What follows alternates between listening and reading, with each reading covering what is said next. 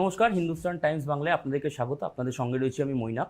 শুরু করছি আজকে সাক্ষাৎকার পর্ব। আজকে সাক্ষাৎকার এমন একজন ব্যক্তিত্বকে নিয়ে যার কোনো নামের আলাদা করে কিন্তু বিশেষণ দেওয়ার দরকার নেই, তার কারণ তার নামটাই যথেষ্ট। তিনি হচ্ছেন দিলীপ ঘোষ। তিনি হচ্ছেন বিজেপির প্রাক্তন রাজ্য সভাপতি, যিনি থাকতেই বিজেপির নবজাগরণ বা নব উত্থান বলা যেতে পারে। 2019-এ তার নেতৃত্বেই আমরা দেখেছিলাম বাংলায় বিজেপি একটা নতুন আকার ধারণ করেছিল। তার আগে কিন্তু আমরা জানি একটা আসন দুটো আসন এরকমই কিন্তু সাধারণত চর্চায় থাকতো, এবং 2021-এ যে 77 সেইটাও কিন্তু সেই যে একটা উদ্দিষ্ট লক্ষ্য, সেই লক্ষ্যের দিকে কিন্তু একদম কাছাকাছি চলে গেছিল বিজেপি। তার সৌজন্য অবশ্যই তার যে কৃতিত্ব, সেই কৃতিত্ব কিন্তু অবশ্যই নিঃসন্দেহে হয়তো তিনি ব্যক্তিগতভাবে কখনো দাবি করবেন না, কিন্তু এটা বঙ্গ বিজেপি বা বাংলার যারা বিজেপি সমর্থক তারা কিন্তু কখনো ভুলতে পারেন না যে দিলীপ ঘোষ এই বাংলা বিজেপির জন্য কী করেছেন। সেই দিলীপবাবু আমাদের সঙ্গে রয়েছেন লোকসভা ভোটের আবহে। দিলীপদা, আপনাকে স্বাগত। ধন্যবাদ। প্রথম প্রশ্নই আমার দিলীপ ঘোষের কাছে একটু কড়া প্রশ্ন, কিন্তু দিলীপদা যেহেতু নিজেই খুব কড়া, নিজেই খুব টাফ, ফলে আমি জানি উত্তরটা খুব সহজেই তিনি দিয়ে দেবেন। কোথাও গিয়ে কি মনে হয় যে 2019 বা 2021-এর তুলনায়, মানে 21-এর যে সাফল্য, দিলীপ ঘোষ যেই থাকতো সেই তুলনায় সাফল্য এবারেও সেই সাফল্য ধরা থাকতো, কিন্তু দিলীপ ঘোষ রাজ্য সভাপতি নেই বলে কিছুটাও সেই সাফল্য হয়তো অন্তত কর্মী সমর্থকরা যা বলছে একটু হলেও ভাটা পড়তে পারে? সাফল্য তো পরিবেশ পরিস্থিতি অনুযায়ী কম বেশি হয়ই। তখন পার্টি এগোচ্ছিল, নতুনভাবে পার্টি দাঁড় করেছিলেন। যেমন পার্টি আমাদের অভিজ্ঞতা কম ছিল, কিন্তু উৎসাহ খুব ছিল। সেই উৎসাহের চোটে লড়ে আমরা জিতেছি, মানুষের আশীর্বাদ পেয়েছি। আর সর্বোপরি নরেন্দ্র মোদী, অমিত শাহজির মতো নেতৃত্ব ছিল আমাদের সামনে। এবারে আমাদের পার্টি অনেক বিস্তার লাভ করেছে পশ্চিমবাংলায়, গভীরতাও বেড়েছে। তখন নেতা বলতে আমি ছিলাম, আমাকে ডাকতো দিলীপ আসতে, আমাদের সভা আছে। এখন 70-72 জন এমএলএ আছে, 18 জন এমপি আছে, তারাও পাবলিক ফিগার, তারাও যাচ্ছেন গ্রামে গঞ্জে সভা করছেন, রোড শো করছেন। সেজন্য প্রচার করার মুখ বেড়ে গেছে, বিস্তার হয়ে গেছে। তো সেই জন্য সাফল্য তো আসবেই, বাড়বে। আমরা এগিয়ে চলেছি, এগোচ্ছি, এবারে এগোবো। টার্গেট ঠিক আছে, সেদিকে এগোচ্ছি আমরা। সাফল্য নিয়ে কোনো চিন্তা নেই। হয়তো অনেকের মনে হচ্ছে তখনকার যে উন্মাদনা ছিল 19 সালের নির্বাচনে, সেটা কম আছে। অবশ্যই। আর আমরা জানি এবারে কিন্তু দিলীপ ঘোষ তার নিজের যে ডেরা, সেই মেদিনীপুর থেকে লড়েননি। মেদিনীপুরে কিন্তু প্রধানমন্ত্রী নরেন্দ্র মোদী এসে বলে গেছেন যে দিলীপ ঘোষ বড় নেতা। তাকে এবার কিন্তু লড়তে হয়েছে একদম অন্য একটি কেন্দ্র থেকে। আমরা জানি আসানসোলের যিনি বিধায়ক তাকে নিয়ে যাওয়া হয়েছে মেদিনীপুরে, আবার মেদিনীপুরের যিনি এমপি তাকে নিয়ে যাওয়া হয়েছে বর্ধমান দুর্গাপুরে। তো এই যে একটা চার্ন করে দেয়া, সিটটা চার্ন করে দেয়া, এটা কি আদৌ কোনো প্রয়োজন ছিল? মানে যাকে যার ডেরা, যে জায়গা থেকে তিনি দলকে দাঁড় করিয়েছেন, মেদিনীপুরের সাংসদ হয়েছেন, সেইখানে কি তাকে ডাকলে ভালো হতো না, নাকি তাকে কোনো অকারণে একটা আলাদা চ্যালেঞ্জ ছুড়ে দেওয়ার জন্য চাপ দেওয়া হলো? কারণ তিনি যদি নিজের ডেরায় থাকতেন, অর্থাৎ দিলীপ ঘোষ যদি নিজের ডেরা মেদিনীপুরের থেকে লড়তেন, তাহলে তাকে তো বেশি কোনো আলাদা কোনো এক্সট্রা এফোর্টই দিতে হতো না, তিনি এমনি জিততেন, বরং তাকে অন্যান্য কেন্দ্রে ব্যবহার করা যেত। সেই দিক থেকে এবারে যেহেতু কীর্তি আজাদের বিরুদ্ধে তাকে একটু হলেও যদি একটু, যেহেতু অন্য কেন্দ্র, একদম নতুন কেন্দ্র, একটু এফোর্ট দিয়ে থাকতে হয়, তাকে কি একটু অন্য জায়গায় ব্যস্ত করে দেওয়া হলো না অযথা? দেখুন, যেটা আমি বললাম, আমাদের লিডারশিপে আজকে অভাব নেই পশ্চিমবাংলায়। গতবারে লোকসভা নির্বাচনে আমাকে লড়তে বলা হলো, জিজ্ঞেস করলো কোথায়, তখন আমি যেখানে এমপি এমএলএ ছিলাম খড়গপুরে, সেই মেদিনীপুর সিটের নাম আমি বলেছিলাম, কারণ সবই তখন আমাদের নতুন ছিল। বিধানসভার সময় আমাকে বলা হলো তোমাকে টিকিট দেওয়া হবে না। আমি টিকিট চাই না, আমি তো এমপি আছি, আমি সারা বাংলায় প্রচার করবো, সেটাও করেছি। আর এবারের নির্বাচনে আমার উপরে নির্ভর নয়, তখন দিলীপ দাকে চাই কেউ বলে না, অনেকেই আছেন, তার উপরে সর্বভারতীয় নেতারা আছেন, সেখানে আমার চাপটা কম। হ্যাঁ, এটা ঠিক যে আমাকে নতুন কেন্দ্রে দেওয়া হয়েছে, বেশি পরিশ্রম করতে হয়েছে। 1.5 মাস আমি মুখ বুঝে লড়াই করেছি ওখানে, আর তার ফলও আমি পাবো।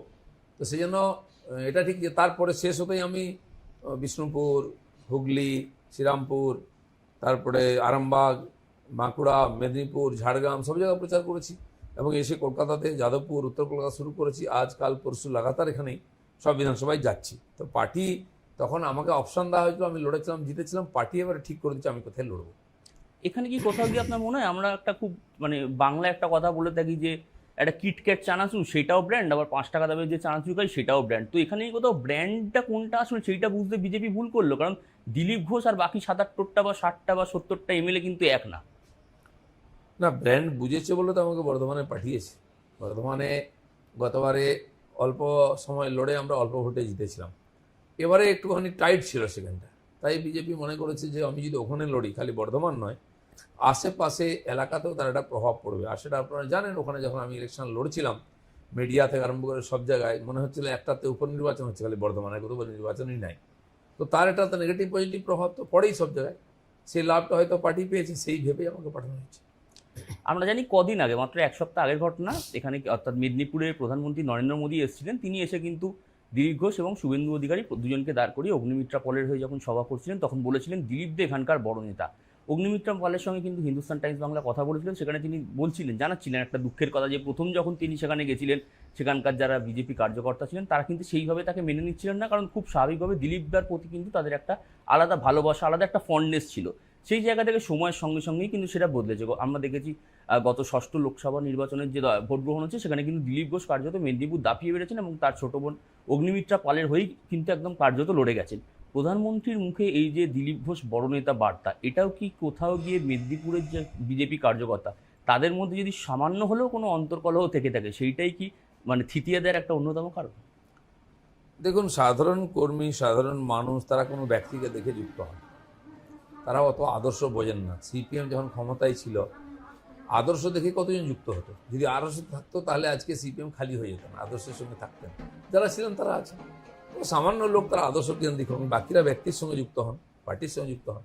তা আমাদেরও তাই হয়েছে, আগে আমার সঙ্গে যুক্ত হওয়ার পরে পরে তারা পার্টির সঙ্গে যুক্ত হয়েছে। হ্যাঁ, আমি 8 বছর ওখানে বিধায়ক সাংসদ ছিলাম, তো আমি লোকের সঙ্গে মিশি, মানে খালি মৌখিক বা রাস্তায় মিশি না, বাড়িতে যাই, খাওয়া দাওয়া করি, দেখাশোনা করি, তার দোকানে যাই, তার সঙ্গে ব্যক্তিগত জীবনের সঙ্গে সম্পর্ক রাখি, তো একটা আলাদা অ্যাটাচমেন্ট হয়ে যায়। তো সেইটা হঠাৎ যদি কাট আপ হয়, তার মানে একটু কষ্ট হয়। অনেকে কান্নাকাটিও করেছিলেন, আমাকে ফোন করেছিলেন, দেখা করতে এসেছিলেন, এখনও আছে।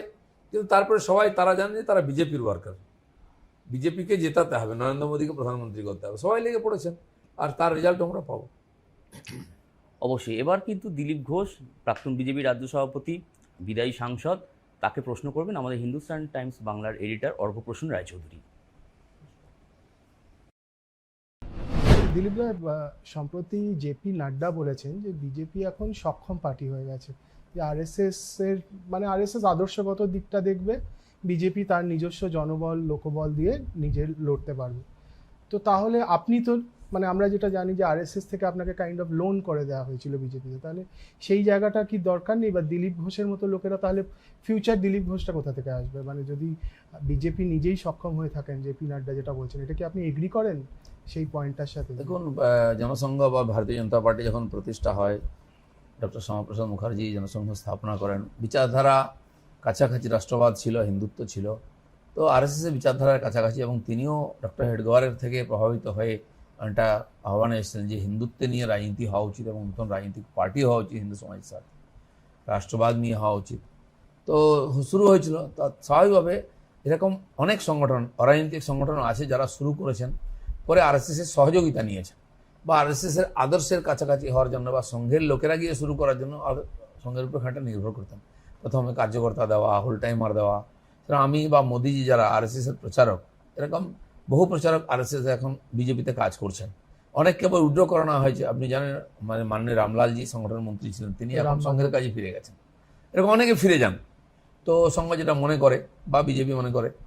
আজ এই করতে করতে বিজেপির মধ্যে এরকম সিস্টেম ডেভেলপ হয়ে গেছে, আমরা কার্যকর্তা তৈরি করি, আমরা প্রশিক্ষণ চলতে থাকে, যেমন আন্দোলন থেকে আরম্ভ করে নির্বাচন করি আমরা, ঠিক প্রশিক্ষণও চলতে একটা স্থায়ী সিস্টেম আছে প্রশিক্ষণ, যাতে প্রতি বছর সমস্ত মানুষের, মানে সমস্ত কর্মী, সে এমএলএ এমপি হোক, পঞ্চায়েত বা মিউনিসিপ্যালিটির হোক, বা যে কার্যালয় দেখে, অফিস সামলায়, যে প্রচার দেখে, যে আইটিতে যায়, মিডিয়ায় যায়, সবার প্রশিক্ষণ চলে, এটা অটোমেটিক সিস্টেম হয়। তার দ্বারা আজকে যে কার্যকর্তা পার্টি তৈরি করেছে, তারা পার্টিকে সামলাচ্ছেন। তো সেই জন্য আজকে মাননীয় নাড্ডাজি বলেছে, একটা সময় ছিল আমাদের অনেক কিছু নির্ভর করতে হতো, নতুন নর্থ ইস্টে দেখুন, আমাদের বিজেপি ছিল না 10 বছর আগে, খাড়া হয়ে গেছে। এখান থেকে অনেক কার্যকর্তা ওখানে পাঠানো হয়েছে, যারা গিয়ে ওখানে সংগঠন খাড়া করেছেন। আজকে ওখানকার সমাজ ধরে নিচ্ছে বিজেপি, জিতছি আমরা সর্বস্তরে। তো এটা তো সংগঠনের, আমাদের যে সংঘের প্রতি আমাদের যে মাতৃভাব বা তার প্রতি যে কৃতজ্ঞতা থাকবেই সেইখান থেকে। আর আমরাও সংঘের দ্বারা প্রতিষ্ঠিত, আমি 40 বছর বাড়িঘর ছেড়ে এইসবই করছি, 32 বছর আরএসএস এর মধ্যে থেকে বিভিন্ন কাজ করেছি, আর গত 8-9 বছর 10 বছর হয়ে গেল রাজনীতিতে এসেছি। তো আমাদের যে অনুপ্রেরণার উৎস ওখান থেকে। তো পার্টি তার নিজস্ব বিচারধারা নিয়ে রাজনীতি করছে, তার নিজস্ব সংবিধান আছে, নিজস্ব সব কিছু আছে, তো সে তার সিস্টেমের মধ্যে কার্যকর্তা নির্মাণ করে নিচ্ছে। তাই বিজেপি এগোচ্ছে, বাকি কংগ্রেস থেকে আরম্ভ করে কমিউনিস্ট পার্টি দেখুন ধীরে ধীরে শেষ হয়ে যাচ্ছে, কারণ তাদের মধ্যে এই ওয়ার্কার তৈরি করার সিস্টেম নেই। মোটামুটি মানে একটা প্যারালাল সিস্টেম এখন তৈরি হয়ে গেছে এখন, অথবা তো ডিরেক্টলি আর আরএসএস এর এটা ব্রডলি কতটা নির্ভরশীল আমরা নই। আচ্ছা, আপনি মোদিজির কথা বললেন, আপনি তো দীর্ঘদিন আরএসএস এর সময়ও মোদিজির সাথে হয়তো যোগাযোগ ছিল, যেটা আপনি বললেন। তো মনে পড়ে কোনোদিন প্রথম দিকের কোনো ইন্টারাকশন, মানে অবভিয়াসলি তখন হয়তো এটা জানা সম্ভব ছিল না উনি প্রধানমন্ত্রী হবেন, বাট কোনো আর্লি রিকালেকশন মোদিজির আপনার? দেখুন, নরেন্দ্র মোদিও তাকে বিজেপি পাঠালো, সংঘ পাঠালো বিজেপিতে, তারপরে উনিও পর্দার আড়ালে সংগঠন মন্ত্রী হিসেবে কাজ করেছেন। আমি অন্য সংগঠনে এইভাবে কাজ করতে করতে বিজেপিতে এসেছি। আমার ক্ষেত্রে একটু আলাদা হয়েছে। আমার মনে হয় পশ্চিমবাংলায় লিডারশিপ তৈরি করার জন্য আমাকে পাঠানো হয়েছিল, তাই হঠাৎ আমাকে সংগঠন মন্ত্রী বানানো হয় না, মহামন্ত্রী বানিয়ে তারপরে প্রেসিডেন্ট বানানো হয়েছে। তো মোদিজি বহু বছর সংগঠন দেখেছেন, বিভিন্ন রাজ্যতে, হরিয়ানা ইত্যাদিতে গেছেন। তো উনি যখন রাজনীতিতে ছিলেন, আমি তখন রাজনীতিতে ছিলাম না, সেজন্য খুব বেশি আগ্রহ রাজনীতিতে ছিল না, কিন্তু খোঁজ খবর থাকতো। যেহেতু প্রচারক আছি আমরা, সর্বভারতীয় দেখা হতো ক্ষেত্রে কখনো কখনো? কোনো প্রোগ্রাম হলে সেখানে দেখা সাক্ষাৎ হতো। আর 10 জনের মতো আমি ছিলাম, আমার কোনো বিশেষ পরিচিতি বা এরম ছিল না। হ্যাঁ, আমি আন্দামান নিকোবরে অনেক বছর কাজ করেছি, সেই জন্য অনেকে আমাকে জানতেন যে আন্দামানে একজন আছে সঙ্গের প্রচারক, সুনামি হলো, ওখানে কাজ করেছি, অনেক সামগ্রী পাঠিয়েছেন বিভিন্ন রাজ্য থেকে, আমার নামে গেছে, জানতেন। তো মোদিজিও আমাকে হয়তো ওইভাবে জানতেন, উনি তো অনেক খোঁজ খবর রাখেন। আমিও মোদিজি সম্বন্ধে জানতাম। তারপর উনি হঠাৎ মুখ্যমন্ত্রী হয়ে গেলেন, তার পরিচিতি ছিলই, সেই জন্য একাধবার দেখা সাক্ষাৎ ছাড়া আমার সঙ্গে খুব ঘনিষ্ঠতা ছিল না, কিন্তু অনেকে আমার সম্বন্ধে খোঁজ খবর রাখতেন। আচ্ছা, একটা জিনিস হচ্ছে যে যখন আপনাকে রাজনীতিতে মানে বিজেপিতে করা হলো, মানে কোনোভাবেই কি এইটা মানে ভেবেছিলেন যে 8-9 বছরের মধ্যে এই রকম সাফল্য পাবেন, মানে সাফল্যের পাদ প্রদীপে চলে আসবে বিজেপি এবং আপনি নিজে? কারণ এর আগেও বিজেপিতে বাংলায় অনেক বড় বড় নেতারা এসছেন, তারা হয়তো নিজেদের ব্যক্তিগত সাফল্য পেয়েছেন, একটা সিট পেয়েছেন, কিন্তু তারা কখনো তপন শিকদারের মতো নেতা হয়তো সারা রাজ্যে বিজেপিকে ছড়িয়ে দিতে পারেননি।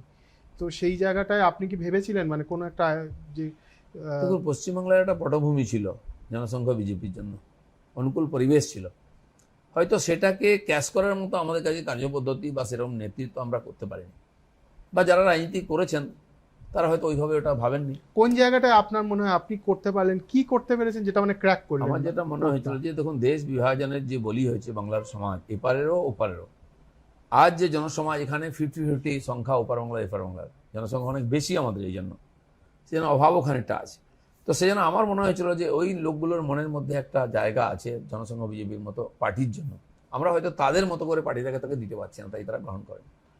তো আমি যখন আমার মতো করে শুরু করলাম একদম সাধারণ মানুষের সঙ্গে মেশা, যাওয়া, এবং এখানে যে রাজনৈতিক হিংসা বা দুর্নীতি তার বিরুদ্ধে যে আন্দোলন প্রতিবাদ করা, আগেও হয়েছে, হয়নি এরকম না, যেভাবে করা উচিত মানুষকে প্রভাবিত করার জন্য আমার মনে হয়েছে সেটা আমি করেছি। আমাদের কর্মীরা, তারপর সাধারণ মানুষ আমার সঙ্গে যুক্ত হয়েছে। তো প্রত্যেকের কাজ করাটা নিজস্ব ঢং থাকে, আলাদা থাকেই। আমার যেটা মনে হয়েছে, অনেকে সমালোচনা করেছেন আমার কাজের পদ্ধতি, পার্টির মধ্যেও দ্বিমত ছিল, কি জানি কি করছে, এভাবে রাজনীতি হয় নাকি, কিন্তু আমার দৃঢ় বিশ্বাস ছিল যে মানুষ পছন্দ করছে এটা। কারণ এর আগে আমি হিন্দু জাগরণ মঞ্চে 4 বছর কাজ করছি। ভারত পশ্চিমবাংলায় যে বিশাল বিশাল আজকে শোভাযাত্রা দেখেন রামনবমীর, তার শুরু আমি 11-12 সাল থেকে করেছিলাম।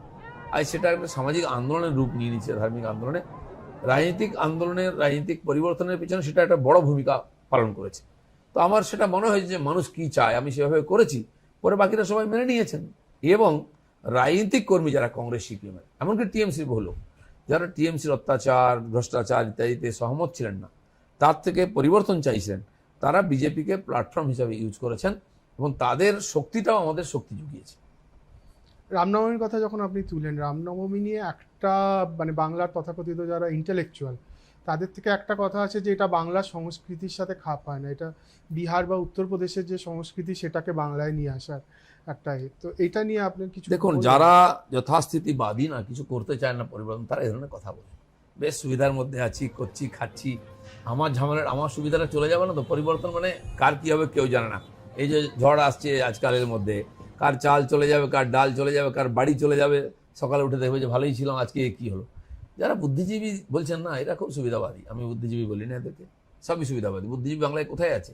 তাদের সারা বিশ্বের সম্মান হতো, তৈরি করা বুদ্ধিজীবী, আর এই তকমা নিয়ে তারা করে খাচ্ছে। তো সেই জন্য তারা ভয়ে ছিল যদি পরিবর্তন বাই চান্স করে দেয় দিলীপ ঘোষ বা এরা, তাহলে মুশকিল হয়ে যাবে, কারণ সেটা সমাজকে ধাক্কা দিয়ে পুরো কাঁপিয়ে দিয়েছিল, তার ফল আমরা পেয়েছি।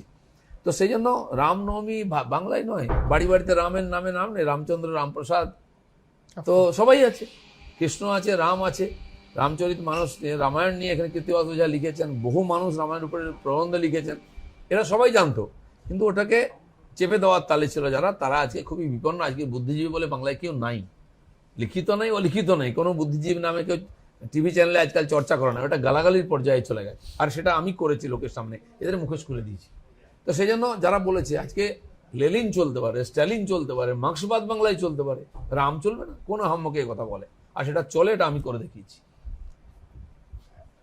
বাংলার সংস্কৃতির আবার যদি এই কথা পয়েন্টটাতে থাকি, যে একটা বাংলার সংস্কৃতিতে একটু মিঠে কথার একটা প্রচলন আছে, আপনি কিছুটা কাইন্ড অফ মানে যাকে বলে ঠোঁট কাটা, একটা আনফিল্টার্ড যে কথাবার্তার এটা নিয়ে এসছেন। তো এবং এটা থেকে অনেক সময় বিতর্ক হয়েছে, অনেক ভিউ পয়েন্ট, কেউ পছন্দ করেছে, কেউ পছন্দ করেনি, কিন্তু এটা কি আপনার একটা প্ল্যান করে, মানে যে কিভাবে, মানে একটা যে আপনার কথা আপনি কিছু বললে সেটা মানে নিউজ এসছে, টপ নিউজ মাথায় এসছে, মানে এটা কি কাইন্ড অফ আপনার নিজস্ব একটা, মানে এটাই কি আপনি, নাকি এটা একটা মিডিয়া স্ট্র্যাটেজি? আমার কথাটা সেকেন্ডারি, ছেড়ে দিন। দিলীপ ঘোষ থার্ড পার্সন, ও কিছু যায় আসে না, কেউ থাকলো না থাকলো দিলীপ ঘোষ।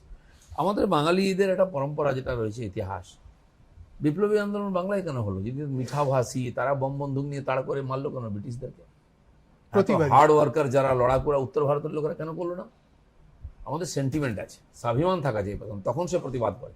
যার কোনো স্বাভিমান তাকে ভিক্ষা দিন, তাকে লাথি মারুন, সে কিছু বলবে না। স্বাধীনতার পরে দুর্ভাগ্যবশত সেই ধরনের ব্যক্তিত্ব বাংলায় থাকলো না। শ্যামাপ্রসাদকে, যাকে মহাপুরুষ বলা যায়, শেষ মহাপুরুষ, আর তিনি প্রথম রাজনীতিক শহীদ হয়ে গেলেন। তারপরে দেখুন একেবারে ডিটোরিয়েট করলো, কারা রাজনীতিতে চলে এলো? ওই ধরনের লোকেরা, একদম সাধারণ মানুষ। বিধানচন্দ্র রায়ের মতো, বিধানচন্দ্রের মতো রায়, তিনিও চলে গেলেন, তো কদিন ছিলেন আর। তারপরে সমস্ত তাঁবেদার লোকেরা, যারা খুব লো ক্যাটাগরির, লো কোয়ালিটির লোকেরা, তারা রাজনীতি সমাজে ছেয়ে গেল তাঁবেদারে। ফলে কমিউনিস্টরা যাদেরকে নেতা বানিয়েছে, তাদের কি কন্ট্রিবিউশন সমাজ দেখুন, তারা কি ধরনের ভাষা ব্যবহার করতো। তারাও সেই হিংসাটাকে কাজে লাগিয়ে, যেটা আমরা বিপ্লবী আন্দোলন শুরু করেছি, সেটাকে জিততেন। বম বন্দুকও ছিল, হরতালও ছিল, বন্ধ ছিল, আগুন লাগানো ছিল, সেই সিস্টেমটাই কাজে লাগে। কিন্তু যোগ্য লোককে সামনে আনেনি বা আসতে চাননি লোকেরা, তার হাতে চলে গেছে। আর সেটা পতন হতে হতে টিএমসির আমলে একেবারে মাটিতে মিশে গেল, সমাজ বিরোধীরা এখন নেতা হয়ে গেছে। এটা কি বাঙালির কালচার নাকি? সমাজ বিরোধী লাঠি ঘোরাবে। আমি যখন বর্ধমানে গেলাম, এত সুন্দর উন্নত গ্রাম, 10টা 5টা 6টা 8টা বুথ একটা গ্রামে, আমি তো অন্য জেলায় কোথাও দেখিনি। মেদিনীপুরে কোথাও কোথাও আছে 2-1টা, বা বীরভূমে 2-1টা আছে, কিন্তু হুগলিতেও 2-1টা আছে। কিন্তু বর্ধমান পুরো জেলা জুড়ে আমি ঘুরলাম, যখন দেখছি বড় বড় গ্রাম, সম্পন্ন, সুন্দর, সুরক্ষিত, সুন্দর মন্দির, কালচার, মানুষও খুব ভালো, সরল, সিধা, সৎ। তাদেরকে ভয় দেখিয়ে দিয়ে 2-1টা গুন্ডা।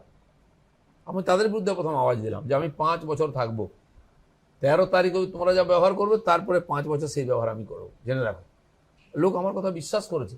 যেখানে 10 বছর ভোট দিতে পারতো না, তারা সকাল থেকে জামা কাপড় পরে মায়েরা লাইনে দাঁড়িয়ে ভোট দিচ্ছে। 3টে 4টে দেখেছি। কিসের জোরে?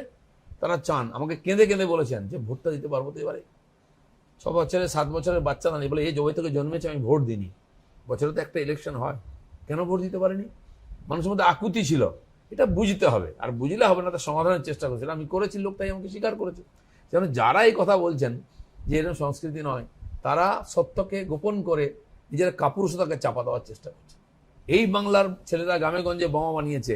এইখানে নিউটাউনে বসে আছি, পেছনে যান গ্রাম আছে, হাজরাতলা, কালীবাড়ি, সেখানে বিপ্লবীরা লুকোতে এনেছেন, গোপন আড্ডা ছিল এখানে। এই গ্রামগুলো রাজারহাট হয়ে গেছে এখন, নিউটাউন ভেঙে দিয়েছে, সব গ্রামগুলোকে তুলে দিয়েছে। এখন আড্ডাগুলো আছে, এখানে বিপ্লবী থাকতেন, বোমা বানতেন, সাপ্লাই করতেন। তো তারা হঠাৎ গায়েব হয়ে গেল কি করে? পাড়ায় পাড়ায় বোমা বন্দুক বাঙালির ছেলের, আর তারা কড়া নয়। সেটা বলার জন্য কড়া হতে হবে, দম চাই, কবজির জোর চাই, কলিজার জোর চাই। সেটা বাঙালির নষ্ট হয়ে গেছিল। তাই আমি যখন এইভাবে বলতাম, লোকে প্রথম সহ্য করতে পারেনি। এখন সেটাই সবাই বলছে, এটাই হওয়া উচিত। এই গুন্ডাদের, বদমাশদের সামনে এই স্টাইলে রাজনীতি করা উচিত। নাহলে দিলীপ ঘোষ নেতৃত্বে 2,40,00,000 ভোট আমরা পেলাম কি করে? এত 40% ভোট পেলাম কি করে? মানুষ এটাকে চায়। কিছু বুদ্ধিজীবী, চতুর, ধান্দাবাজ লোক, তারা লোককে বিভ্রান্ত করার চেষ্টা করে, সেই পর্দাটা ছেড়ে দিয়েছে। তা সবাই বলছে বলে আপনি যখন বলছেন, মানে এটা কি আপনি বলছেন যে মানে কারেন্ট যারা ধরুন বিজেপিতে এই মুহূর্তে, রাজ্য বিজেপিতে সব থেকে বড় যারা, যে দুজন আপনার ছাড়া, যে সুকান্ত এবং শুভেন্দুবাবু, ওনারাও কি কাইন্ড অফ আপনার এই লিডটা নিয়েছেন, যে যে এই অ্যাগ্রেসিভ রাজনীতির জায়গাটা? ওনার অ্যাগ্রেসিভ। শুভেন্দু অধিকারীর বক্তব্য শুনুন, তিনি তো টিএমসি থাকতে এরকম ছিলেন না, আজ ঝাঁঝিয়ে তাকে অনেক বেশি। তিনি আমাদের মুখ, তাকে তো বলতেই হবে। কার্যকর্তারা যেটা চাইছে, সমাজ যেটা চাইছে, নেতাজি না বলে তাকে লোকে সরিয়ে দেবে। অনেক নেতা চলে গেছে। মানে আপনি মানুষের ট্রেন্ড mood বুঝতে আপনি পারে। ট্রেন্ড সেটার, এটা তো আর এটাই আমাদের সাফল্যের চাবিকাঠি। সেটা যদি আমরা ছেড়ে দিই, আমাদের যেটা এখানকার যে ব্র্যান্ড সেটা যদি ছেড়ে দিই, তাহলে লোকে বিজেপি কেন নেবে? সিপিএম অ্যাগ্রেসিভ একটা ব্র্যান্ড অ্যাগ্রেসিভ নিতেই হবে, কারণ TMC যারা against। সামনে আছে তার বিরুদ্ধে লড়ছি, তারা চোর ডাকাত, তারা গুন্ডা বদমাস, তারা খুনি, তার সামনে তত্ত্ব কথা বললে কেউ শুনবে? লোক বলছে চলো এদেরকে আগে হাঁটাও, তাহলে তোমাকে ভোট দেবো না। আজ আমাদের নেতারাও সেই রাস্তায় যাচ্ছেন বলে আমরা এগোচ্ছি। Fair enough. একটা কথা, একটা অভিযোগ, মানে অভিযোগ অ্যাজ ইন না উষ্মা মানুষের মধ্যে, বা বাবুল সুপ্রিয় বারবার বলেছেন যে 2019-এ 18টা সিট বাংলা থেকে বিজেপি পেল, কিন্তু একজনও পূর্ণ মন্ত্রী হলেন না, আপনিও হলেন না। এটা কি মনে হয় না যে মানে আপনার ব্যক্তিগত জায়গাটা যদি না বাদও দিই, মানে একজন বা দুজন অন্তত হওয়া উচিত ছিল? আপনি অন্য রাজ্যে তো 18-20টা নিয়ে তারা হওয়া হয়েছে। উচিত ছিল, ঠিক আছে, হয়নি, আমরাও আগ্রহ করেছিলাম হোক। হ্যাঁ, আমি যখন মন্ত্রিসভা বা মন্ত্রিমণ্ডল চলে, তার মধ্যে অনেক সেটিং ফিটিং, না, মানুষ তো চান না যে ব্যাপার চাই। মানুষ তো চান যে আমরা পাঠাচ্ছি, যে আপনি যেটা বলছেন যে আমাদের ভিউ পয়েন্ট গুলো যাতে মন্ত্রীরা করতে পারে। এগুলো একটা সেন্টিমেন্টের কথা। হ্যাঁ। আপনি বলুন, যারা ক্যাবিনেট মিনিস্ট্রি হয়েছেন তারা তার রাজ্যের জন্য কি করে দিয়েছেন? আলাদা কিছু করতে পেরেছেন কি? আমাদের সরকার ওইটা কিছু হয় না। সরকারের একটা নিশ্চিত পলিসি আছে, এক্সপার্টরা সেটা তৈরি করেন, পুরো সরকার সেটা নিয়ে চালায়। তো সেই জন্য আলাদা করে মন্ত্রী কিছু করে দিয়েছে হয় না। Fair enough. কিন্তু তবুও হ্যাঁ। এই যে সান্ত্বনা পুরস্কার দেওয়া উচিত। কিন্তু এতগুলো যে মন্ত্রী রাজ্যমন্ত্রী হয়েছেন হ্যাঁ, তারাও করেছেন, আমি তো মন্ত্রী হইনি। হ্যাঁ, চলুন মেদিনীপুরে দেখুন, লোককে জিজ্ঞেস করুন দিলীপ ঘোষ কি করেছে, ওরাই বলবে কি করেছে। নিশ্চয়ই মন্ত্রী হওয়ার দরকার, মন্ত্রী হলে নিজের জায়গায় করবে, এটা মোদী সরকার করতে দেবে না। হ্যাঁ, আর মোদী সরকার যেটা করবে, সবকা সাথ সবকা বিশ্বাস, সব জায়গার জন্য, সমস্ত মানুষের জন্য করবে, আর সেটা করেছেন বলে মোদী। নিঃসন্দেহে। তবুও মোদি 3.0 যদি সরকার আবার পুনর্গঠিত হয় এবং বিজেপি যদি এরকম অ্যামাউন্ট অফ সিট নিয়ে যায়, আশা করবেন যে কেন্দ্রীয় মন্ত্রী এবার হবে কেন্দ্রীয় নিঃসন্দেহে। দ্বিতীয় আর একটা কথা, হ্যাঁ। দেখুন, পশ্চিমবাংলায় আমরা প্রথমবার জিতলাম। আমাদের যারা রাজনৈতিক কর্মী ছিলেন, যারা এমপি হয়েছেন, তাদের অ্যাডমিনিস্ট্রেশনের কোনো অভিজ্ঞতা ছিল না।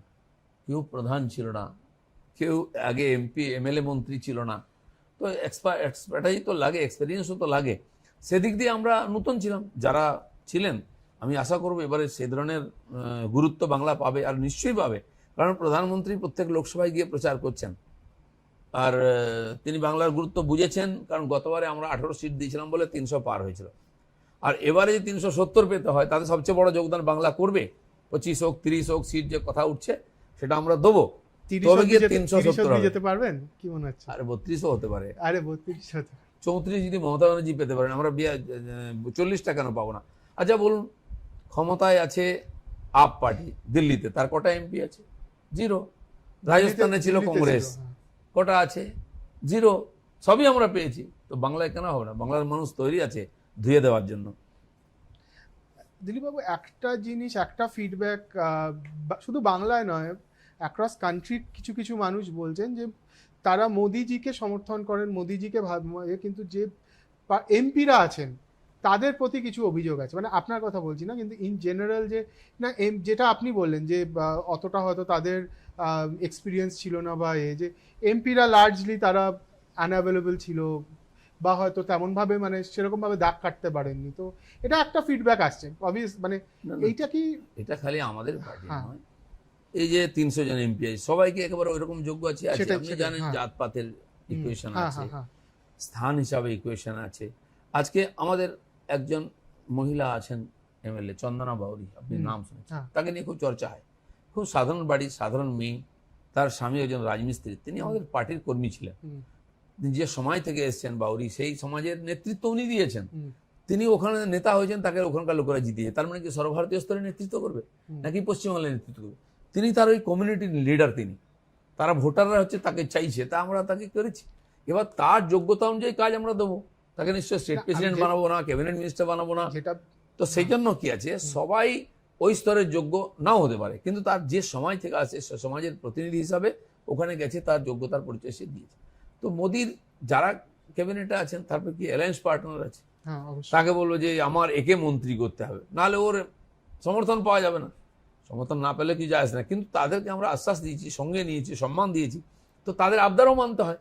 তো সেখানে আপনি যোগ্যতা দেখতে পাবেন না, ওরা যা সাপ্লাই করবে ওটা নিতে। এই ধরনের কম্পালশন থাকে কিছু। সেই জন্য নরেন্দ্র মোদী আছেন, তার যে ভিশন আর মিশন, তার যে অ্যাডমিনিস্ট্রেশন, এগুলো মিলিতভাবে একটা কাজ হয়। আর সেটার ফল লোকে পেয়েছে। না, আমি বলছি মোদি ওয়েভে তো অনেক এমপি হয়েছেন, অনেকে এমপি হচ্ছেন, আপনি বলছেন সবাই হয়তো অতটা পক্ষ ছিলেন না, তো এবার কি সেই লোকাল লেভেল অ্যান্টি ইনকামবেন্সির কোনো ফ্যাক্টর হতে পারে যে যেখানে মানুষ হয়তো সেই এমপিকে অতটা পছন্দ করছেন না, মানে সেই না হয়তো তারা বলছি। কিছু লোক হারে, কিছু লোক জিতে, কেন হ্যাঁ। কিছু লোকের টিকিট কেটে দেওয়া হয়, কেন অনেকে টিকিট দেওয়া হয়নি, সিটিং হ্যাঁ, সব জায়গায় হয়। এটা আমাদের পার্টি হিম্মত করে এটা স্পেশালি করে। নর্থ বেঙ্গলে কি এইটা ফ্যাক্টর কোনো ভাবে হতে অনেক পারে? জায়গায় হয়েছে, হতে পারে, নর্থ সাউথ হতে পারে, কিন্তু মোদির নামে তখনও জিতেছিলেন, এখনো মোদির নামেই জিতবেন। মোদিটা মানে আপনাদের মনে হচ্ছে যে নাহলে কি সবাই জেতার মতো আছে নাকি নিজের নামে? তো রাজনীতিতে অনেক কিছু হয়। বিজেপি, ভাই মোদি প্রাইম মিনিস্টার হবে, তাহলে কি করে হবে? লোকাল এমপিকে জেতাতে হবে তো, তাহলে 370 কি করে হবে?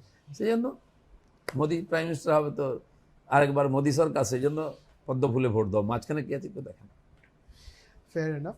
একটা জিনিস আমায় বলুন যে রাজ্যে যেমন, কেন্দ্রে যেমন মোদি, রাজ্যে তো আমাদের এখানে সব থেকে পাওয়ারফুল নেতৃত্ব মমতা বন্দ্যোপাধ্যায়, তো ওনার সাথে আপনার কোনো ব্যক্তিগত সম্পর্ক কেমন, মানে এমনি পলিটিক্যালি তো খুব? খালি মমতা ব্যানার্জি নয়, আমি যখন 3 বছর বিধানসভায় ছিলাম, হ্যাঁ, ধরুন ওদের তো এমএলএ আছে, তখন সিপিএম কংগ্রেসের এমএলএ ছিলেন বা নেতা ছিলেন, ব্যক্তিগতভাবে যে কোনো নেতাকে জিজ্ঞেস করুন দিলীপ ঘোষের সম্পর্কে। আমি ব্যক্তি সম্পর্ক রাখতে গিয়ে রাজনীতিকে সবসময় বাধা মনে করি না। সে ভালো মন্দ, তার ইমেজও খারাপ হতে পারে, বা সে করাপশান কেসে আছে কিনা, কিন্তু দেখা হলো কথা বলবো না কেন?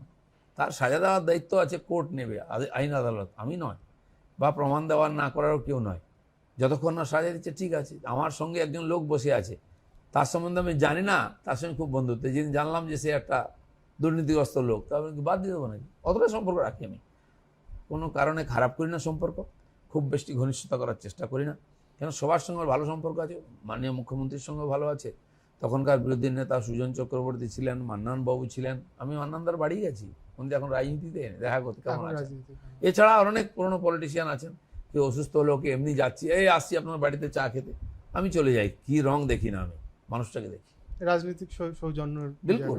সমাজে আর 5 জন, একজন কবির কাছে যেতে পারি, একজন লেখকের কাছে যেতে, একজন অভিনেতার কাছে যেতে, একজন নেতার কাছে কেন যাবো না? সে আমার প্রতিস্পর্ধী বলে নাকি?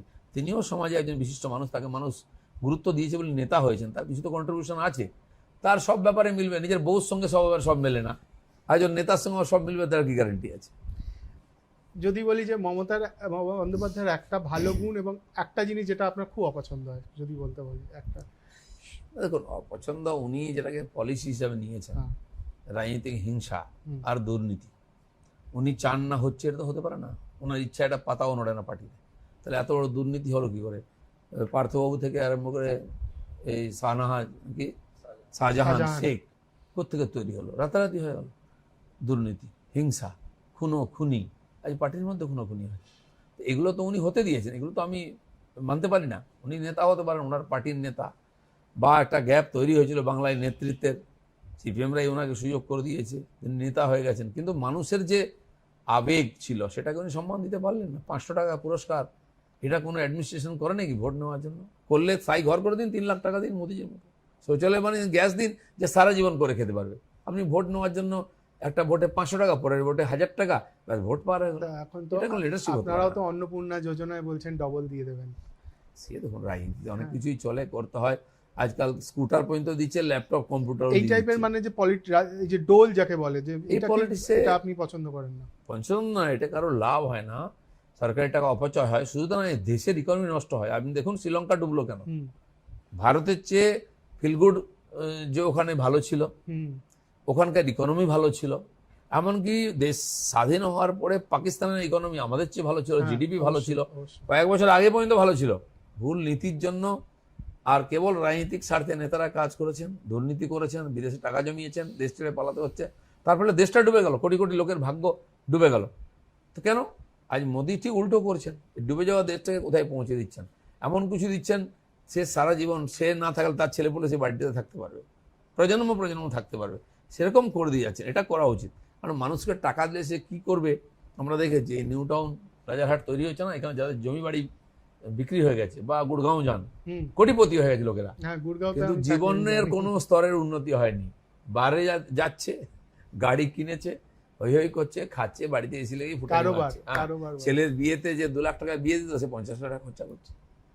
তো সেই জন্য টাকা দিন, টাকা ইনকাম করার সুযোগ দিন, খেটে খুটে করুক, তার ক্যারিয়ার তৈরি করে দিন, যাতে মানুষটার জীবনে পরিবর্তন হয়। আর সেই পরিবর্তনটাই আসল পরিবর্তন, ক্ষমতা পরিবর্তনটাই সব নয়। একটা প্রশ্ন মানে হালে যেটা হয়েছে যে রামকৃষ্ণ মিশন ও ভারত সেবাশ্রমের সাথে একটা কার্তিক মহারাজ এবং এই নিয়ে একটা মমতা বন্দ্যোপাধ্যায়ের সাথে একটা দ্বৈরথ তৈরি হয়েছে, তো এটা নিয়ে কি বলবেন? মানে এইটা দেখুন, কারো ব্যক্তিগত, উনি একটা সংস্থার সন্ন্যাসী আছেন, সে সংস্থা হিন্দু সমাজের কাজ করে, খোলাখুলি বলে, হিন্দুর স্বার্থে তারা তো বলবেই। তো আপনি মুখ বন্ধ করতে যাচ্ছেন। দ্বিতীয়, মমতা ব্যানার্জি যখন মৌলবীরা, মৌলানারা ফতোয়া দেন টিএমসিকে ভোট দিতে হবে, তখন তো তার বিরুদ্ধে বলেন না। এখানে আল কায়দা, সিমি বা এদের যখন টেররিস্ট ধরা পড়ে, তার বিরুদ্ধে একটা কথা বলেন সংস্থার বিরুদ্ধে।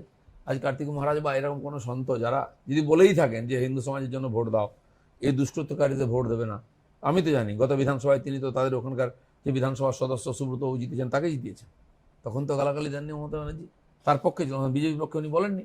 আমি জানি না কোনোদিন বিজেপির পক্ষে বলেছেন কিনা, তখন তো ঠিকই ছিল। উনি ভেবেছিলেন সাধুরাও তমেদারি করবেন কেন?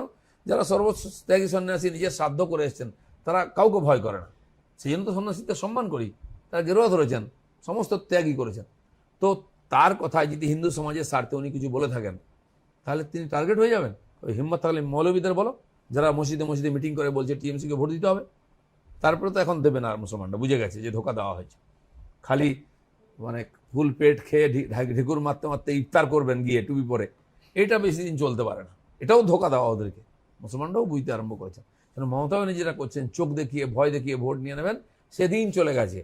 ওনার পার্টির লোকেরাই ওনাকে মানছে না, পার্টির লোকেরা ওনার অর্ডার মানছে না, দেখে নেবো, করে দেবো, এই করে দেবো বলার পরে লোকেরা বিট্রে করছে। ওনার পার্টির লোকেরা জিতিয়েছে, ভোট দিচ্ছে অন্যদেরকে, কারণ তারা জানে আজকে যে পাপ করেছে তার প্রায়শ্চিত্ত করতে হবে। আজ যে পরিবেশ তৈরি হয়েছে, মমতা ব্যানার্জি সবাইকে ধমকাচ্ছে, চমকাচ্ছেন, গালাগালি দিচ্ছেন, করতে করতে কোথায় পৌঁছে গেছেন। আজকে সাধু সন্ন্যাসীদের চমকাচ্ছেন, ধার্মিক সংগঠনকে চমকাচ্ছেন, এভাবে চলতে পারে। এটা হচ্ছে পতন, পতনের শেষ সীমায় এসে গেছে। এইটা রিলেটেডই দুটো প্রশ্ন, যে আপনার কি মনে হয় যে মানে যেটা একটা হিন্দিতে একটা যে একটা লার্জ ন্যারেটিভ চলে যে হিন্দু খাতরে মে হ্যাঁ, পশ্চিমবঙ্গে কি হিন্দু খাতরে মে হ্যাঁ? এখন একমাত্র পশ্চিমবাংলাতেই হিন্দু খতরে মে হ্যাঁ। উত্তরপ্রদেশে কিছু কিছু পকেট ছিল, আপনি জানেন, সেখানে পলায়ন করতে হিন্দুরা। আজ যোগীজি আসার পরে হিন্দুদের পালাতে হচ্ছে না, যারা তাদের উপর অত্যাচার করতো তাদের পালাতে হচ্ছে। তাদের ছবি তাদের মিডিয়াতে দেখাচ্ছে, ইন্টারভিউ আপনারা দেখুন, সংখ্যালঘুরা পীড়িত, কিন্তু 50 বছর ধরে তারা যে অত্যাচার করে এসছে, ওখানে জমি বাড়ি দখল করে নিচ্ছে, শাহজাহানের মতো পুরো আইল্যান্ডকে কভার করে নিচ্ছে, গরিব আদিবাসী ভূমিজদের জায়গা নিয়ে পেট্রোল পাম্প করেছে, ভেড়ি করেছে, সুপার মার্কেট করেছে, জবরদখল করে। আজ যদি উল্টো পলায়ন হয় সেই লোকগুলোর, তাহলে লোকে কি বলে, দেখুন মুসলমানদের উপর অত্যাচার হচ্ছে। এটাই হচ্ছে নেগেটিভ চেঞ্জ হয়ে গেছে। আজ পশ্চিমবাংলায় বহু জায়গায় এরকম ছোটো ছোটো সন্দেশকালী পকেট তৈরি হয়ে গেছে, যেমন মহিলাদের উপর অত্যাচার, হিন্দু সমাজের উপর অত্যাচার, হিন্দুর ধর্ম আচরণে বাধা দেওয়া এবং সম্পত্তি নিয়ে নেওয়া। জায়গার নাম বলবেন যেটা মানে আপনার মনে আপনি হচ্ছে শাসনে যান, top of the আপনি হাড়োয়ায় যান, ওই কাছাকাছি বলছি, পুরো যে বসিরহাট মহকুমাটা পুরোটাই আজকে আজকে মুসলিম মেজরিটি হয়ে গেছে। বহু পকেট আছে, কারণ কি সেখানে না মিডিয়া যায়, না কেউ বলে, না কোনো সংঘর্ষ করার কেউ যায়, একচেটিয়া।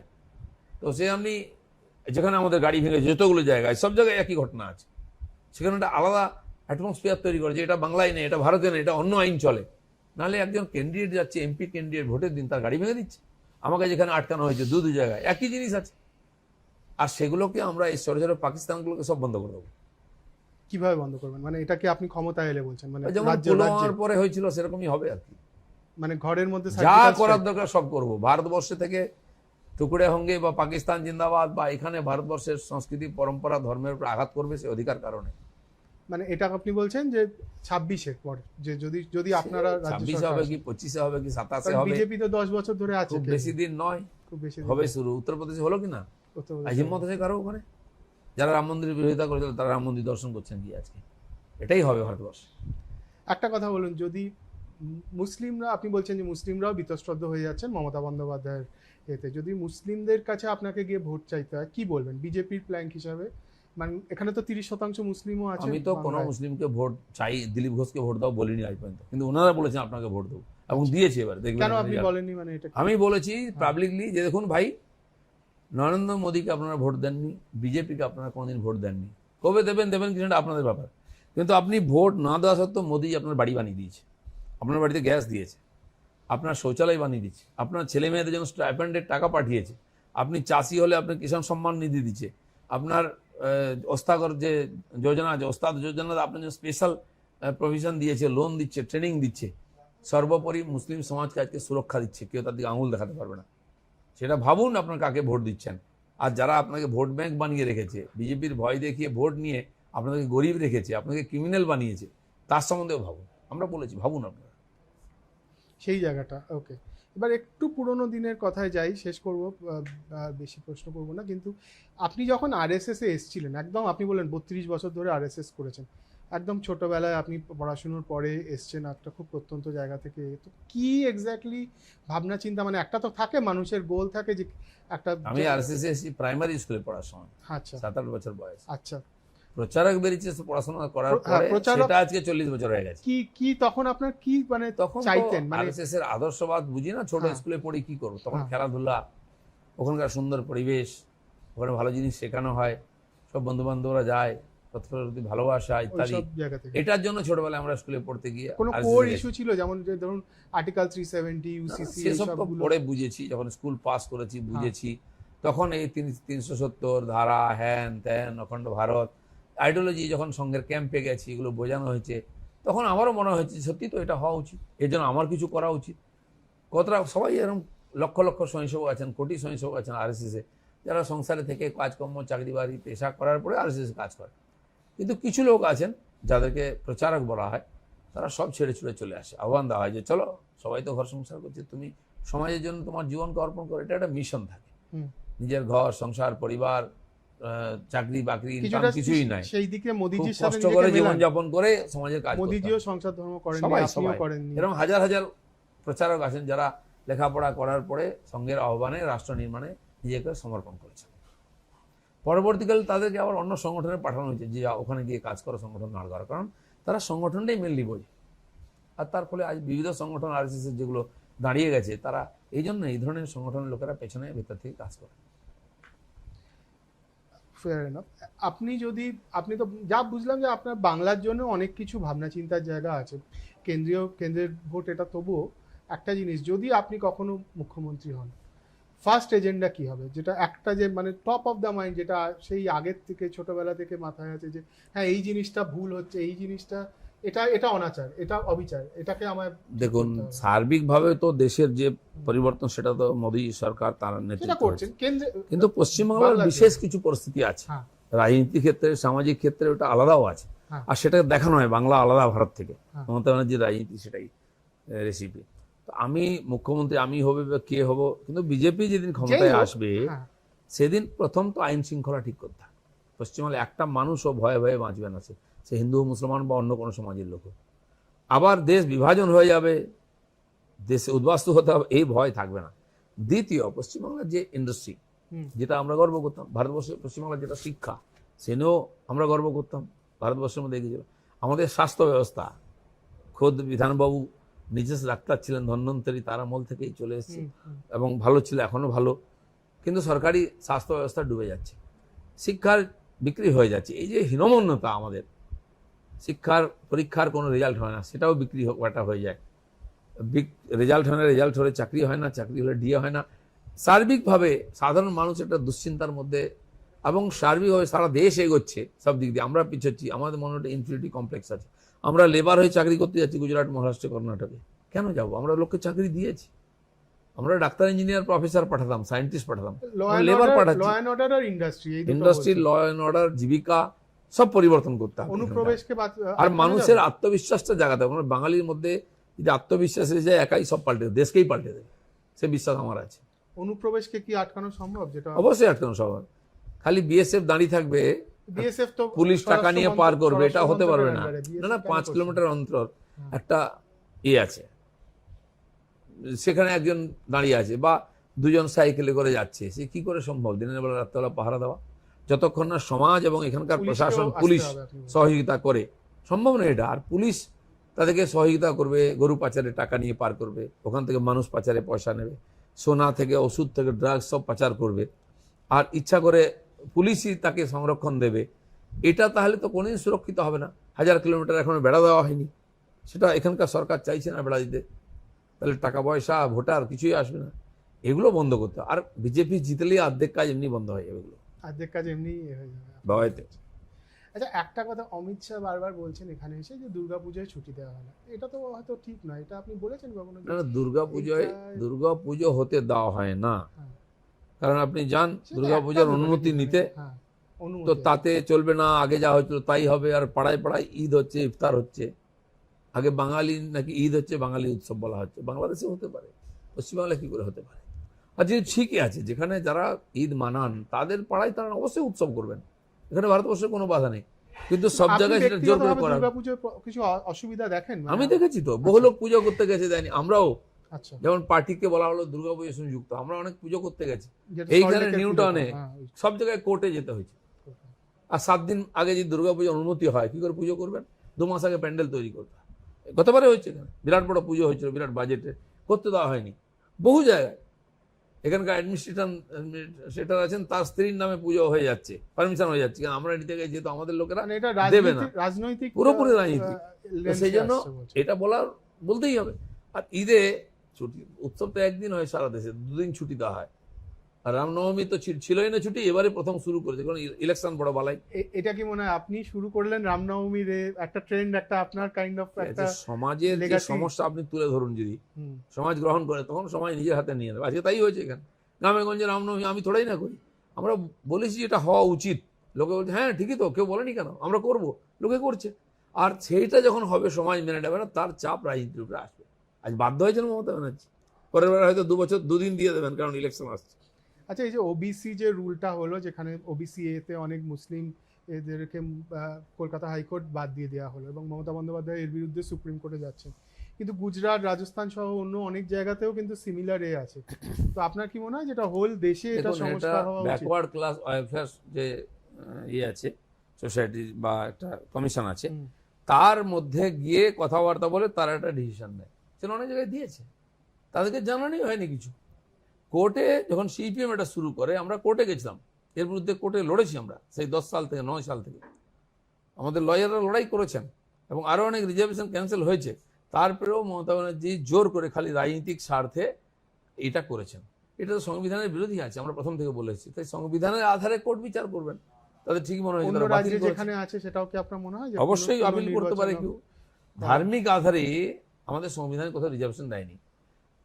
হিন্দু সমাজের কিছু জাতি প্রথম থেকে তারা পিছিয়ে আছেন, তারা বঞ্চিত এর জন্য সরকারি সুবিধা থেকে, এর থেকে, সেই জন্য তাদেরকে মেন স্ট্রিম নিয়ে আসার জন্য করা হয়েছে। এখন ধরুন আমাদের সরকার 10% আর্থিক আধারে রিজার্ভেশন দিয়েছে, সেটা তো মুসলমানরাও পাবেন, উচ্চবর্ণের লোকেরাও পাবেন। তো সেটা করছেন না কেন আপনি? সেটাই আপনার অসুবিধা নেই যে সেটা তো মুসলিমরা সংবিধানে, পেলে- পার্লামেন্টে বিল পাস হয়েছে, সবাই PWS দেখেছে, সে অধিকার আছে, পার্লামেন্টে দিয়েছে, আর তাতে সব সুবিধা পাচ্ছেন। সেইভাবে দিন না। আপনি মেসেজ দিচ্ছেন যে তোমাদের জন্য করে দিলাম, আমাকে ভোট দাও, কেবল রাজনৈতিক স্বার্থে। এটা আমরা বিরোধিতা করেছিলাম, এটা অনৈতিক। কোর্ট সেখানে সেটাকে স্বীকার করেছেন। Fair enough. লাস্ট দুটো প্রশ্ন, একটা হচ্ছে যে অভিষেক বন্দ্যোপাধ্যায় সম্বন্ধে কি মনে হয়, যে উনি তো মানে kind of the next person তৃণমূলের। হ্যাঁ, ঠিক আছে, ওটা একটা, আমি বলেছি পার্টি নয় প্রপার্টি, টিএমসিটা। এরকম দেশে অনেক আঞ্চলিক পার্টি আছে, কংগ্রেসটাও তাই হয়ে গেল, ডুবে যাচ্ছে, কিন্তু গান্ধী পরিবারের বাইরে যাবে না। গান্ধী পরিবারও শেষ হবে, ওটাও শেষ হবে, সেরকমই চলছে। কিন্তু প্রশ্ন হচ্ছে যে এখানে বাংলা একটা বুদ্ধিজীবীদের জায়গা, শিক্ষিত, মার্জিত, নেতৃত্ব করার জায়গা। সেখানে আপনি একটা পরিবারের ছাড়া বাইরে কোনো নেতা জন্মাবে না, এটাই ঠিক করে দেন, তাহলে তো বাংলার ক্ষতি হচ্ছে না। কোনো যোগ্য লোক সামনে আসবে না। আগে শুভেন্দুবাবুদের মধ্যে লোকেরা তার যোগ্যতা প্রমাণ করেছে, তারা কেন চলে এসছে? আর অনেকে যে ওখানে তামেদারি করতে হবে, চাকরি করতে হবে, অধিকার থাকবে না। গণতান্ত্রিক দেশে একটা অগণতান্ত্রিক পার্টি আসে, তার অগণতান্ত্রিক পরিবেশের শিকার আপনাকে হতে হচ্ছে না। অভিষেক ব্যানার্জি ভালো লেখাপড়া জানা যুবক, কম বয়সে রাজনীতি এসছেন, রাজনীতি তো করা উচিত রাজ্যের স্বার্থে। কিন্তু টিএমসির যে পঙ্কিল রাজনীতি, তার মধ্যে তিনি আবদ্ধ হয়ে গেছেন, তার থেকে বেরোতে পারবেন না, সম্ভব নয়। আর সেইভাবে বাকিরা যেমন চলে এসছে, আর অনেকে ছেড়ে ছেড়ে চলে আসবে। আর এটা 4 তারিখের পর আপনি দেখতে পাবেন। তো আমি চাইবো কি মনে হচ্ছে ভারতের তৃণমূল ভাঙবে? দেশের পরম্পরা, সংস্কৃতি, সংবিধানকে মেনে রাজনীতি করুক, সময় স্বীকার করবে। আরে যার মধ্যে যোগ্যতা আছে সে একটা রাজ্যে কেন সীমিত থাকবে? রাজ্যের বাইরে যাওয়া উচিত, যোগ্যতার পরিচয় দেওয়া উচিত। রাজ্যের বাইরে পার্টিরা বাড়তেই পারলো না, তার মানে একটা সংকীর্ণ গণ্ডি, সংকীর্ণ মানসিকতা নিয়ে রাজনীতি হচ্ছে। 4 তারিখের পর তৃণমূল ভাঙবে, মানে আপনি কি সেটাই ইঙ্গিত কি করছেন? ভাঙবে জানি না, অনেকে ভাঙবে, দেখা যাক। মানে কিছু লোকের সাথে ফিলার আছে যে যারা হয়তো আসতে আগ্রহী। আমার ফিলার রাখার দরকার নেই, লোক ধাক্কা মেরে ঢুকে যাবে এসে। ধাক্কা মেরে গতবারে ঢুকে যেমন যোগদান মেলা করেছিলাম, হাজার হাজার লোক জয়েন করেছিল, সেটা তো মানে যোগদান মেলা করে তো একটু বুমেরাং হয়ে গেছে। যেটুকু বেঁচেছে, না বোমারেং নয়, নাহলে বিজেপিটা বাড়লো কি করে? হ্যাঁ, কিন্তু রাজীব বেড়েছে তো। বন্দ্যোপাধ্যায়ের মতো কিছু কিছু এখন আবার প্রশ্ন ফিরে হচ্ছে গেল, আপনি এগিয়ে কাকে গেল। নেতৃত্বে রাখবেন, হ্যাঁ। মানুষ তাকে স্বীকার করে কিনা। আমাদের কর্মীরাই স্বীকার করেনি অনেককে এরকম লোক, তো সেই জন্য সমস্যা হয়েছে। দেখা যাক, পার্টিতে চিন্তা ভাবনা এবার তো করার একটু লোক আছে, filter আরো রাখবেন। লোক আসবে, আপনি চান না চান লোক ঢুকে না, যাবে। না, চাই। সেই জন্য এবার- আমি চাই না চাই, পার্টি না চাই, লোকে ঢুকে যাচ্ছে। আচ্ছা, মানুষ এসে যাচ্ছে। হ্যাঁ, কথা শুনতে আসবে, হবে। এটাই রাজনীতিক ট্রেন্ড। কিন্তু একটু ফিল্টার তো থাকবে যে অবশ্যই ফিল্টার করা উচিত। সাপোর্টার তো নিতে হবে, তার একটা ভোটও তো আছে। সাপোর্টার, কিন্তু প্রশ্ন হচ্ছে লিডার কে হবে। হ্যাঁ, আমার ইমেজ, আমার পার্টির সিস্টেম, পরম্পরা, আদর্শের সঙ্গে সে মেলে কিনা, নাহলে লোক কিন্তু রিজেক্ট করে দেবে। আরে ভাই, এটা কি করে, বিজেপি কি করে হলো? লোক আমাদের প্রশ্ন করে। অনেক অনেকের মিডিয়া সম্বন্ধে। অর্গানাইজেশন এই খবরটা এসছে যে আপনার ভোট করতে অনেক বিজেপির যারা পুরনো কর্মী তারা এসছেন, যারা হয়তো এই মুহূর্তে একটু সাইড লাইন, তারা এসছেন গেছেন অনেকে। আপনার। এবং আমার পার্টির যারা তো লিডার, এদেরকে লার্জার ন্যারেটিভে ইউজ করতে, কিভাবে ইউজ করতে পারবে আপনি কি বলবেন সুকান্ত বাবুকে বা একে, যে কিভাবে এদের বোঝেন, দেখার জন্য লোক আছে। আমি নাম বলি যে ভাই এই হ্যাঁ। কাজের লোক আছে, কাজে লাগাও, এটা ওদের দায়িত্ব আছে।